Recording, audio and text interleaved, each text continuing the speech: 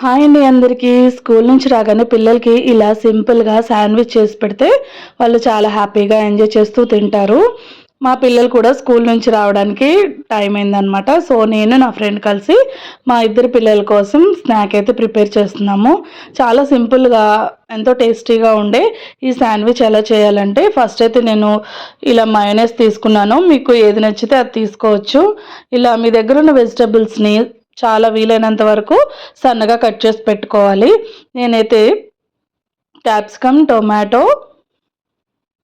Onion ఇలా ఇంట్లో ఉన్న చిన్న చిన్న వెజిటబుల్స్తోనే ప్రిపేర్ చేసుకోవచ్చు. ఇక స్వీట్ కార్న్ కూడా మీకు ఆప్షనల్ అండి, కావాలంటే తీసుకోవచ్చు. నేనైతే ఇక్కడ అన్ని పచ్చి వెజిటబుల్సే వాడుతున్నాను. శాండ్విచ్లోకి అన్ని రా వెజిటబుల్సే వాడతాం కదా, అలానే స్వీట్ కార్న్ కూడా బాయిల్ చేయకుండా పచ్చివే వేసేస్తున్నాము. ఇలా నేనైతే ఫస్ట్ ఒక శాండ్విచ్కి కావాల్సిన క్వాంటిటీ మాత్రమే చూపిస్తున్నాను. సో అలానే అన్ని వెజిటబుల్స్ వేసిన తర్వాత లాస్ట్లో చిల్లీ ఫ్లేక్స్ కూడా ఆప్షనలే. కొంతమంది కారం ఉంటే తినరు, ఇష్టపడరు పిల్లలు. సో అలాంటి వాళ్ళు స్కిప్ చేయొచ్చు. ఇక లాస్ట్లో మయోనైస్ కూడా వేసి అన్నీ చక్కగా కలిసిపోయేలా మిక్స్ చేసుకోవాలి. సో ఇలా అన్ని వెజిటబుల్స్ వేయడం వల్ల కలర్ఫుల్గా ఉండి వాళ్ళు చాలా ఇష్టంగా తింటారనమాట. సో మీరు ఇలా ఇంకా వాళ్ళ ఇష్టాన్ని బట్టి మీరు ఇంకా వేరే వెజిటబుల్స్ కూడా యాడ్ చేసుకోవచ్చు.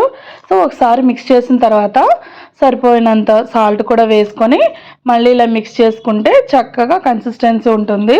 ఇంతకంటే లూజ్ లేకుండా థిక్గా లేకుండా ఇలా వీడియోలో చూపించినట్టు సేమ్ కన్సిస్టెన్సీలో మిక్స్ చేసుకోవాలి. ఇలా మిక్స్ చేసుకున్న వెజిటబుల్స్ అన్నిటినీ బ్రెడ్ మీద బటర్ వేసి, బటర్తో పాటు చీజ్ కూడా పైన గార్నిష్ చేసుకొని స్ప్రెడ్ చేసుకోవాలి. మనకి శాండ్విచ్ బ్రెడ్ అనేది సపరేట్గా ఉంటుందండి. మిల్క్ బ్రెడ్ కానీ బన్ కానీ అలాంటివి దీనికి సెట్ అవ్వన్నమాట. ఇప్పుడైతే బ్రెడ్ని ఆల్రెడీ హీట్ అయిన ప్యాన్ మీద పెట్టేసుకోవాలి.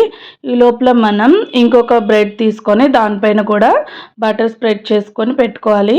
సో ఇది వింటర్ కదా, బటర్ అనేది చాలా గట్టిగా ఉంది. సో ఒకసారి హీట్ అయిందంటే అదే ఈవెన్గా దాని అంతటా అదే సెట్ అవుతుంది అనమాట.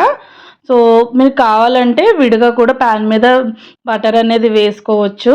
సో అది బ్రెడ్కి అంటది అనమాట. సో ప్యాన్ అంతా స్ప్రెడ్ అవుతుంది. సో అందుకనే మేము బ్రెడ్ మీదే వేసేసాము బటరు.